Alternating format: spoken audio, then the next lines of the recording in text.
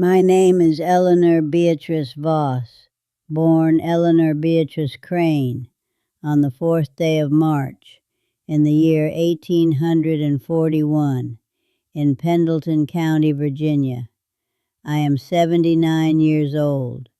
My mother has been dead for 22 years, and there is something she carried with her into the ground that I have spent every one of those 22 years trying to understand.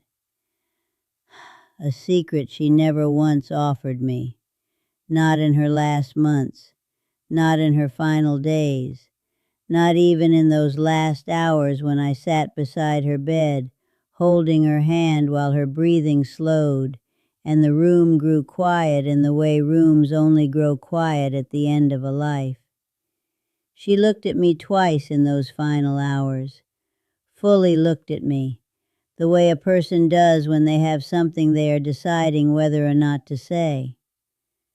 Both times she closed her eyes again, and she died with it inside her, whatever it was, whoever it belonged to. I am not certain I will ever know, but I will tell you everything I do know, because I am 79 years old, and I have earned the right to speak plainly, and there is no one left to protect.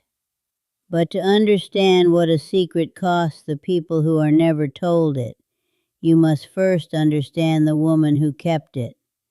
My mother, Margaret Louise Crane, née Albright, was born in 1816 in the Pendleton County Hill Country, the eldest daughter of a German settler family who had come across from Hardy County a generation before. She was a tall woman, spare in her frame, with dark eyes that took in a great deal and gave back very little. She was not cold. I want to be precise about this, because cold is the word people reach for when they mean something more complicated.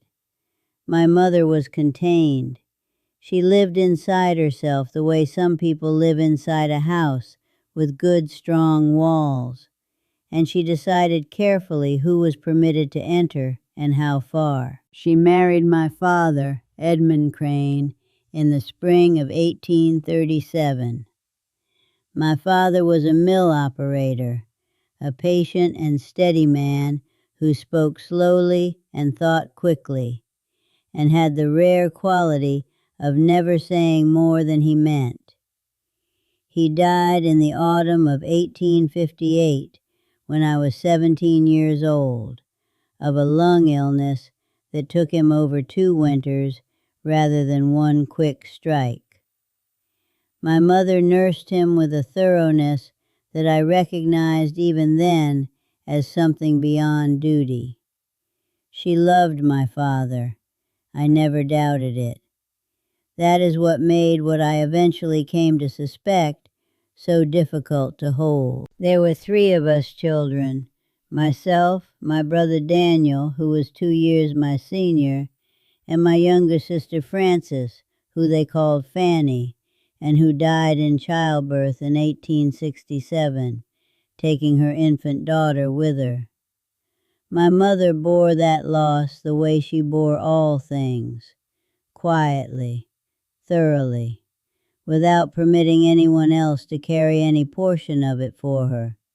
She was at the graveside, and she was back at the kitchen table within the week, and she did not speak of Fanny's name without composure for the rest of her life, which I always believed was either the greatest discipline or the greatest damage I had ever witnessed in a human being, and I still do not know which. The first suggestion that something lay beneath the surface of my mother's history came to me in the summer of 1871, and it came not from my mother, but from an old woman in the county named Hester Brannock, who had known my grandmother Albright in the years before I was born.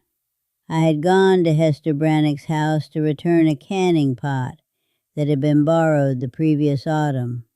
We sat for a few minutes on her porch, as was the custom. She asked after my mother's health. I said my mother was well, and keeping the house on Sycamore Creek as she always had.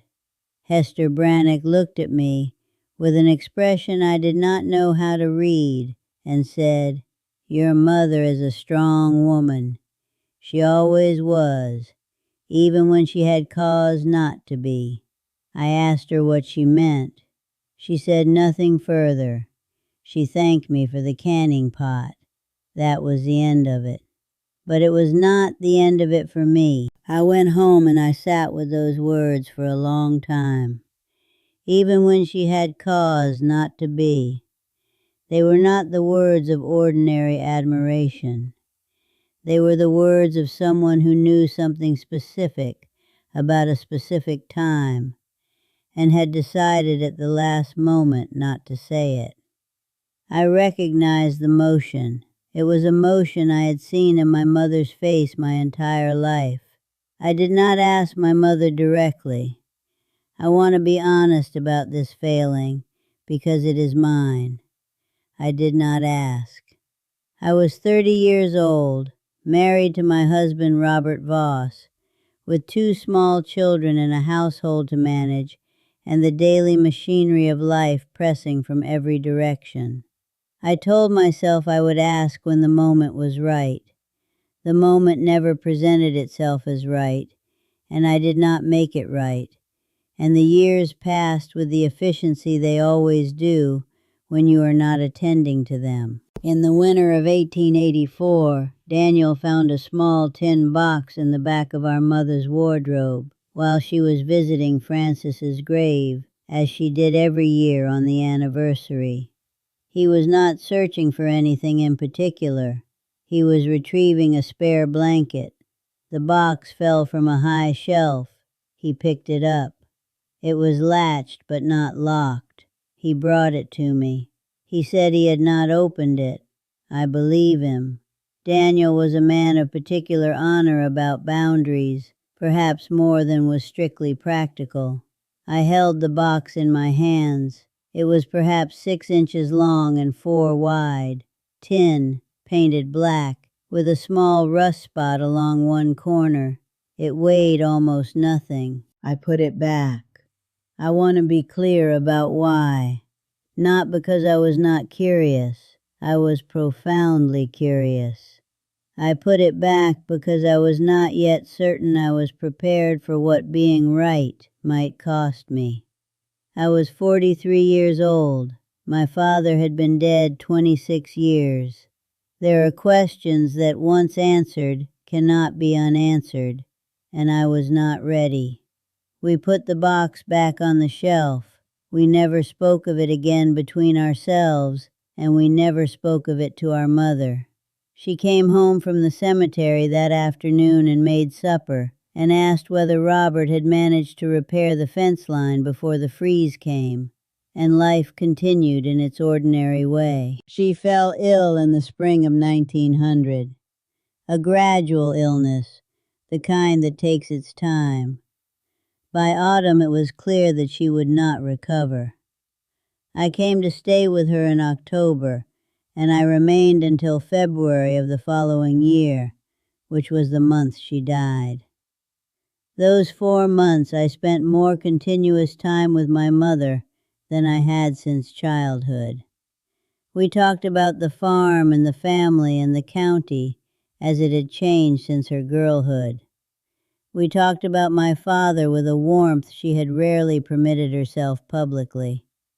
She told me things about her own mother I had not known, small domestic details, the kind that feel like gifts when someone of great age finally offers them. She never mentioned the tin box.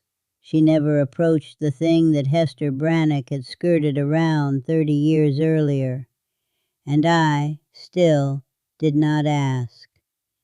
I held her hand and I waited, and I told myself that if she wished to speak, she would speak, and that it was not my right to extract from a dying woman what she had held private for 60 years. She looked at me twice in those last hours with that expression of decision, and both times she returned to silence. And then she was gone. I found the tin box 3 days after the burial, in the back of the wardrobe, exactly where it had always been. I opened it. Inside there were 2 items. A folded letter, 4 pages, written in a hand I did not recognize, and the small photograph, a daguerreotype, of a man I had never seen. The letter was dated September of 1835, 2 years before my parents married.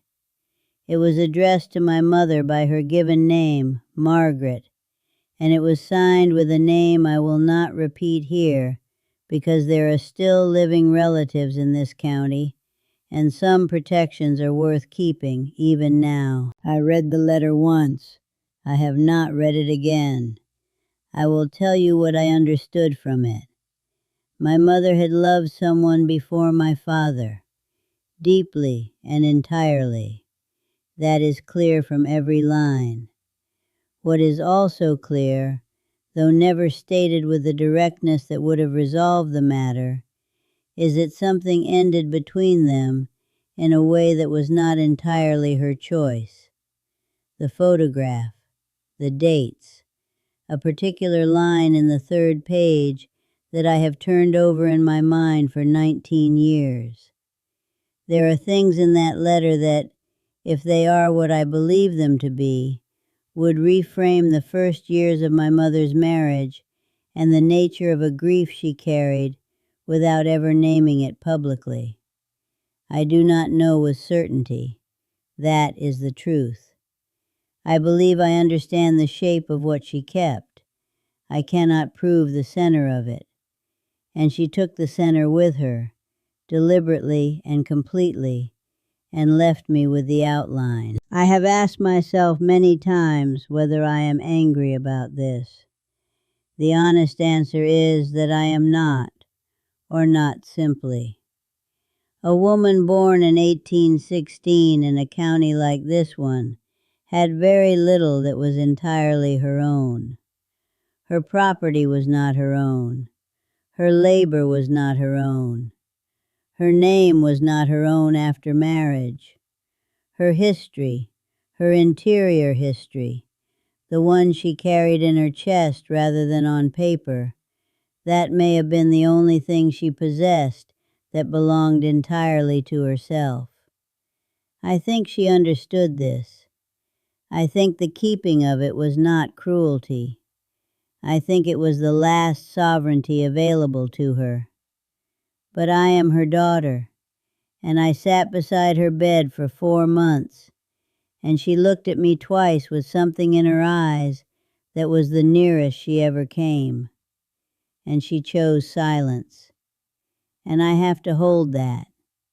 I have to hold both things, her right to it and the cost of it to me, and they do not resolve into one another, no matter how long I sit with them. The tin box is in my own wardrobe now.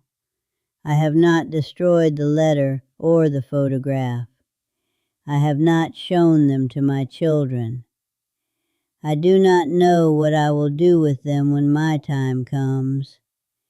Perhaps I will understand before then what the right thing is. Perhaps I will carry it the same way she carried it, and not know I am doing so until it is already done.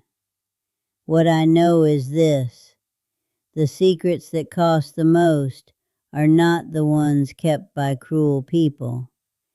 They are the ones kept by private people who loved you genuinely and still could not open that final door.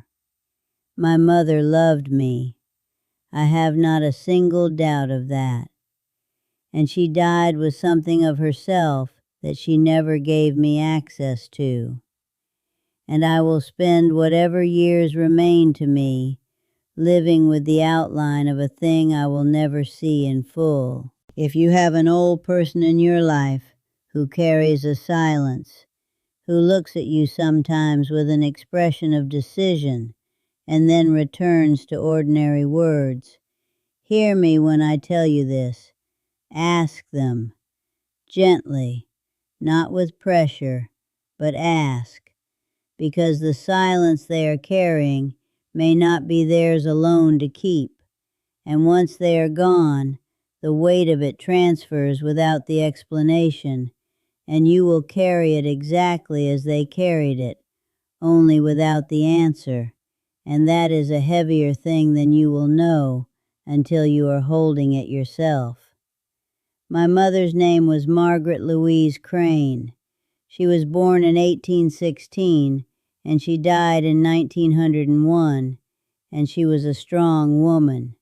She always was, even when she had cause not to be.